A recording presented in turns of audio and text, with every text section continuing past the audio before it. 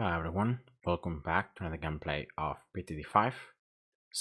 Today guys, I'm going to show you my personal tower list for the towers in Bloons TD5.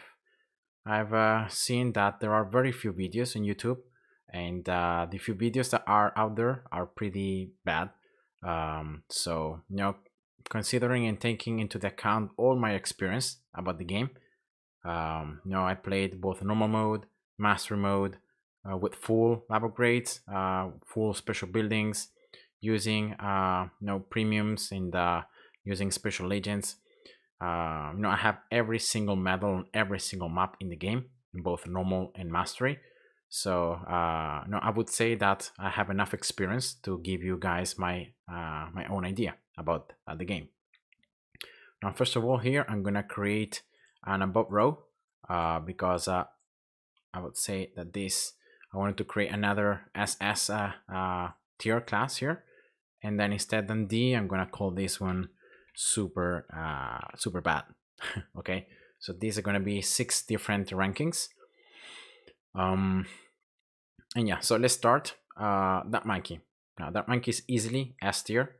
One of the best towers early game, very cheap. With triple darts especially, you can have a lot of damage early on. You have camo detection. The catapult upgrades are pretty bad, but then you have the Super Monkey Fan Club as an option also for the late game. Overall, it's I would consider it as an S tier. It's one of those towers that in the most difficult maps can really make you survive a lot in the early until you can afford stronger towers. So easy S tier.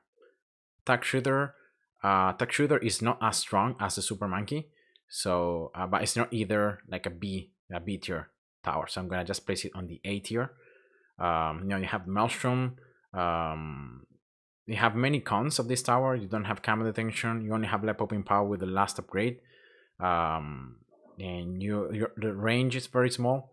But no, it's not that bad. Maybe it's B tier. So I'm gonna just move it for now, B tier. Maybe afterwards I'm gonna just move it.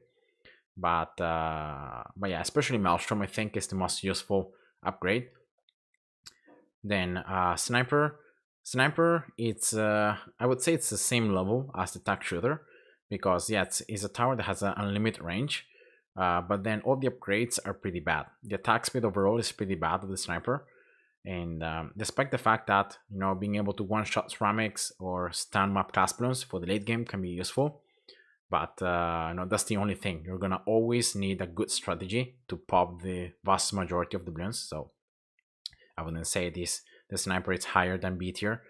Probably it's a little bit lower than the Tag Shooter, but not that by much, because you still have infinite range, plus the fact that you can pop camos and lab Bloons quite easily. So those are very good things about the Sniper. The ability is very bad. You're gonna only gain cash, very long cooldown. So yeah, the ability is just bad. Next, moving on to the Boomerang.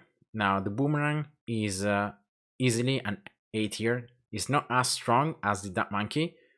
So yeah, I'm gonna place it on the A tier. You have the Ricochet. So you have the first path. You have the Ricochet effect, very strong. Glaive Lord is not, you're not gonna gain that much more damage, but you can pop camos with it, so it's pretty good. But then in the bottom path you have you can pop lab Bloons. You can increase even more the attack speed of the Boomerang, and you can have turbocharge. So the ability is turbocharge. It's not as strong as in BTD6, but it can help you in certain clutch rounds to be able to pop all the ceramics or all the Bloons when you need to pop them quite fast. So yeah, for that reason, in my opinion, it's an A tier. Next, Ice Tower. Ice Tower again is not as good as the Duck Monkey, but it's not as bad as like Tag Shooter and Sniper. Even if the Ice Tower is gonna have pretty much the same amount of range of a Tag Shooter, but because it has more usages, it has more utility, that's why I think it's stronger. Especially you can go with either the slow, or you can go with Ice Shards. Ice Shards is very an underrated upgrade that can really get you through around 63 very easily. and especially in mastery, because you know, you don't have much cash and you need to pop a lot of balloons. How you can do it? With an ice tower. And the best thing is to combo a 3-2 ice tower with a 2-3. So to combo this low ice tower with the ice shards. And yeah, so definitely an A tier, same level pretty much as the boomerang, despite the small range. Glue Gunner goes into the S tier, in my opinion. Why? Because it's one of those very versatile towers that you're always gonna have, or pretty much almost every time you're gonna use a glue gunner.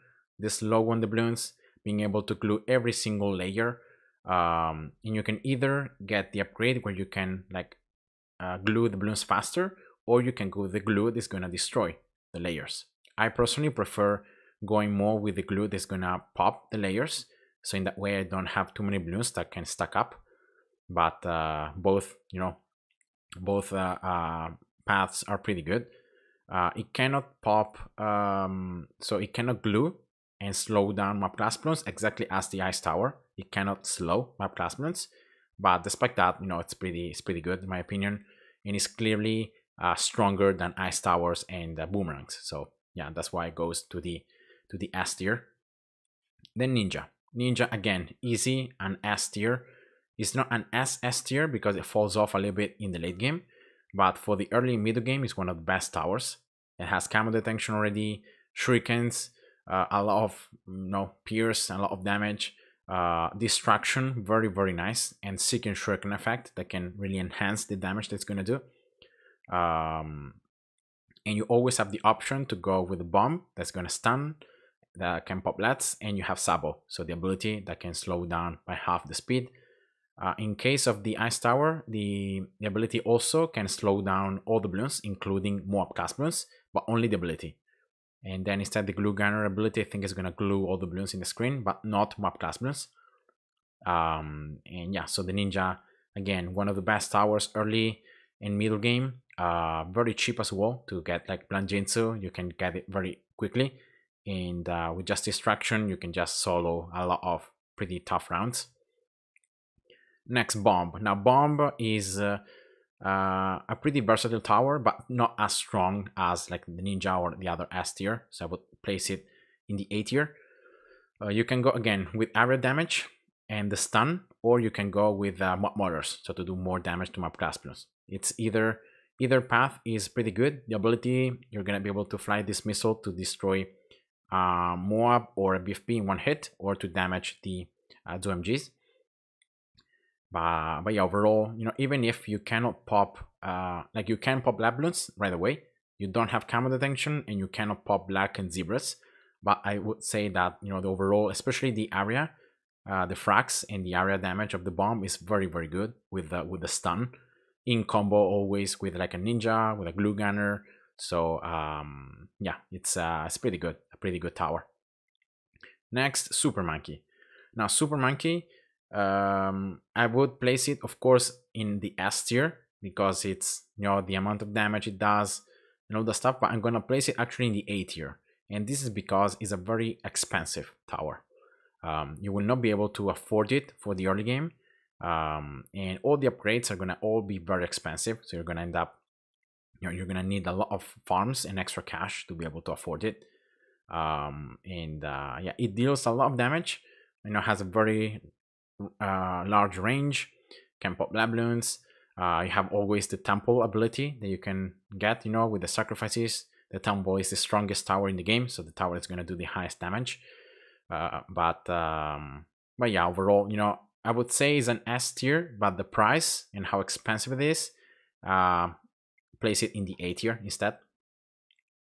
Wizard. Now the Wizard is another A tier tower, because of the fact that, again, you have camo detection, you can pop lab balloons, you have both the tornado, so blowing the balloons backwards, or going with the Phoenix. So both are pretty good depending on the situation. Phoenix is an ability that can attack, you know, all the towers, all the balloons, sorry, in the screen. The Super Monkey ability, I didn't say it before, but it's very small range, so that's why it's another reason why it's not an S tier. because it affects a very small area around the super monkey. And yeah, the wizard, again, the lightning is very good in certain maps, you know, because it procs and it can pop a lot of balloons at the same time. But yeah, it's not at the same level of the other towers, so I would class it as an A tier. Now Buccaneer, and both sub, I'm gonna rank them both at the same time, are both going to the B tier, maybe the sub into the A tier because it's slightly more usable, but they both can be only placed on top of water, and that's a huge drawback because like 70% of the maps do not have water, so yeah, you will not be able to place these towers. The sub is slightly higher ranked than the Buccaneer because of the advanced intel effect, the fact that you can attack, you know, the entire screen pretty easily. Just a 2/2 sub can do that, very cheap as well. Airbow starts, pretty good AoE damage, and then you always have the ability to go with a missile and for first strike capability that can one-shot at OMGs. So yeah, overall, I would say the sub is slightly stronger than the Buccaneer instead, even though the Buccaneer has both lead and camo detection, and always with the top path in the first upgrade, in the first path, sorry, you can get the you can have the middle aces, the small aces that can fly around the entire screen. But yeah, overall, I would say the Buccaneer, it's slightly, it's more expensive and it's going to be slightly less used than subs. So yeah. Next, Mortar. Now the Mortar for me is the tower that is the worst tower in the game. Unfortunately, it just falls off very quickly, and you know, the damage, all the upgrades are gonna just be bad. They're all very expensive, and they're not gonna give you anything in return that's worth the cost. So yeah, it's a tower that I never recommend to use it. Daunting Gunner, I'm gonna place it in the C tier. So it's not as bad as the Mortar, but it's, you know, you're gonna be able to use it only certain very specific scenarios. That's it. So it's not as good, you know, as the Sniper or Tac Shooter or the Buccaneer.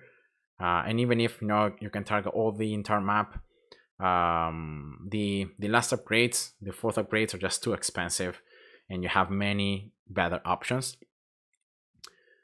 Next, Ace. Now Ace is easy and S tier because it has it's a tower, especially the fourth upgrade in the first path is one of the heaviest, the highest damage upgrades in the game, the Spectre. You can attack the entire screen with it. You have also the never miss targeting, that's pretty good already as you wait to have enough for the Spectre. You have camo detection. You don't have lab popping power until you get the Spectre, but you can easily compensate this with all the other towers that can that do have lab popping power. And also the ability is not the bad, because ground zero is gonna just destroy all the ceramics and all the mobs in the screen, and then it's gonna damage the BFBs and the ZOMGs. So so yeah, you know, it's an S tier clearly, considering all the damage, all the utility, the fact they can attack everywhere, even different paths, you know, can be attacked quite easily by it. Heli goes into the A tier because of the fact that it's not as strong as the Ace, for the very simple reason that I can only focus one path at the same time. For maps that are gonna have more than one path, the Heli just falls off and it's not as good. Even though, you know, with the Heli you have also camo detection and lead popping power. And yeah, and especially the Apache Dart Ship, again, a very heavy damage upgrade, doing a lot of damage to the Bloons. So yeah, it's pretty much on par with the Ace, but the fact that the Ace can attack anywhere in the screen, even multiple paths, just make it that greater and that better. So that's why the Heli goes into the A tier. Now next we have here like the last 5 towers. I would say they are more of like a supporting towers. So first we have the Banana Farm. Now the Banana Farm, I would say it's an A tier because it's not a tower that you're always gonna use. You know, you can have strategies that do not involve farming and increasing the income, but farms can be very good to increase the cash that you get so that you can afford for example, super monkeys, or you can afford more upgrades, more expensive upgrades. So yeah, I would say the farms are A tier. Instead, villages are easily S tier. Is a tower that you always going to use, or like 99% of the times you're going to go with villages. You can discount all your towers and the upgrades. You can give more range, more attack speed, combat detection, more pierce, MIB effect, so your towers can pop all balloon types. You can go with the color arms, so you can increase with the ability, you can increase even further the attack speed, the pierce, and the range, I think, of all the towers in radius of the village. And not to forget the fact that the fourth upgrade in the first path can decrease the cooldown of all the abilities of the towers in radius of the village, plus also has the attack with the laser. So the village becomes like an attacking tower, so it's always nice. Then Spike Factory, I would say like most people would classify the Spike Factory as an S tier. Now, in my opinion, I've never really used that much Spike Factories, but I know they're very good. And in certain situations, it can help you out a lot. So I'm gonna place them as A tier, even though, as I said before, many people may say that they are S tier. And that is because you can, especially the bottom path, you can pop Bloons, you can pop camos, and you can increase the damage that you do to map class Bloons, especially with the ability. You can have all the spikes in the screen, and that can really, make you pop map class Bloons a lot more easily. So, so yeah, unfortunately, I think this tower is not that great for maps that have multiple paths, because you can only like target 1 or 2 paths at the same time. And so, and on top of that, the top path upgrades are not that great. So yeah, for that reason, for me, it's an A tier. Then we have Engineer. Now, Engineer and Bloon Shipper go both to the S tier. They are by far, like compared to all the other towers, they are by far the towers that are the best towers in the game. The Engineer, because of the fact that it's the best early game tower, just an Engineer with some sentry guns can defend like the first 20 rounds, just like that. It's a little bit of RNG dependent, so you're gonna need like the sentry guns in good spots, but if you can just continue through that, you can just survive with just the Engineer. You have the Bloon Trap that can be very, very effective to not only pop balloons, but also to get more cash. And then on the other path, you can enhance the range, you can enhance the attack speed of the sentry guns, and you have Overclock, the ability that is gonna make any other tower for 60 seconds, so for a full minute, the tower that is gonna be overclocked can just attack super quickly. And it's just such a great buff in many different occasions that you can use that make the Engineer one of the best towers in the game, and in my opinion, an SS tower. And the same goes for the Bloon Shipper. Now, the Bloon Shipper, it's it's not just the fact that you can pop map classrooms with it. It's just the fact that you're gonna be able to hold the balloons in a certain spot. You're gonna delay how much the balloons can advance. And therefore, if you combo this with like a glue gunner, with a ninja with distraction, with a stun from a bomb, with a slow from an ice tower, and so on, you can just keep the balloons like not being able to even move forward. And that's the best thing about Bloon Shipper. It's not just the fact that they can, of course, pop mob class balloons. It's just the easiest way to deal with mobs. But it's the fact that they're gonna keep the balloons in the same spot. So so yeah, that's my final list, as you can see. So let me know, guys, if you agree or not with this list. Of course, a little reminder, this is just taking into consideration towers by themselves, not using special buildings. If I would consider, so if I would have to rank these towers, considering also the special building, the mortar here from Superbad might go into the B tier. Buccaneer easily can enter into the A tier. Then we have Super Monkey that moves to the S tier. Bomb also to the S tier. And Boomerang also moves to the S tier. Yeah, all the towers would like be able to yeah, attack shooter. Yeah, it doesn't become that stronger with the ability. So yeah, I would say all the towers may have a little upgrade. Yeah, the Duck Monkey becomes an S tier with the special buildings. So yeah, I would say that with the special buildings, the towers would look like this. So you can see that it's slightly different. No, every single tower is stronger, but you can see that no, not by much. So overall, the tower list becomes it's pretty similar. But yeah, that was it, guys. So let me know what you think about this, and see ya. Bye bye.